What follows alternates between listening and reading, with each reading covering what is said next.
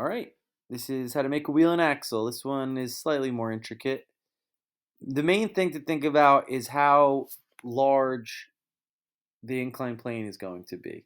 So you almost want to keep the actual body of the car thinner. So I don't know, maybe 25 should probably be the max width. That's just my opinion. So the way it's going to look, I'm just going to show you a basic version of it. You can really do with that what you will. So something to think about is you got to make the kind of holes going through it. So I'm going to make this 10 by 10, and you can make it as tall as you want, really. And I'm going to make it a hole. Copy paste it. Oh, I'm actually not going to paste that yet because I don't want to have to rotate too much. So I'm going to move this 90 degrees.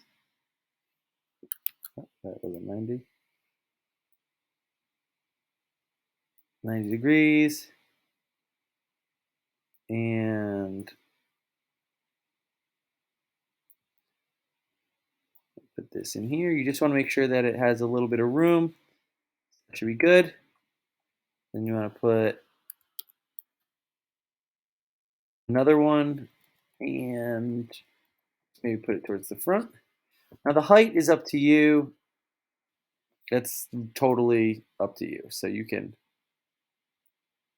raise one of them and lower the other depending on how you want kind of the shape of it to be, but somewhere in the middle is probably just fine.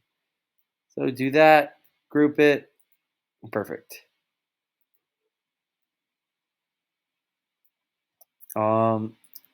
Next thing is let's try to figure out the wheels. Now this has a height of 20, so you you're probably gonna want the wheels to maybe just really depends on exactly how you want to do it. But you could probably make the wheels close to 20 as well. And you don't need them to be huge, so I'm gonna make this 5. Something to think about is you don't want the wheels to be like touching as it's driving. So this is probably a good, you can kind of lay them close to here. So you know that the wheels won't touch if that's the case. I'm trying to, now that I think about it, I think we should make the wheels a little bigger. I'm going to make them 25 actually. So I'm feeling it's going to be better for the overall situation. 25. And like I said, you really don't want these to be, I'm copy and pasting it. You don't want them to touch, and they won't still here, so that's good. Perfect. So next thing is you want to kind of make the actual axle going through. Now this is how, I did not mean to ungroup that if I did. This has a height, I'm assuming, of 20 because I didn't change it. I'm going to make this have a height of 40. And remember, the hole here, that had a height of 10, or that had a dimensions of 10 by 10. So in order for this to go through, I'm going to maybe make this 8 and 8. And I'm going to put it here. I'm going to raise it up just a little bit. I'm going to align it, obviously. You want the axle to be in there. And I'm going to raise it up maybe 3. And I'm going to group it. So I'm going to save this. This is going to be the wheel for the other side.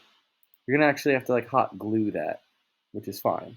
And then I'm going to copy this. So now we have, that's going to be this side. And then I'm going to copy paste this.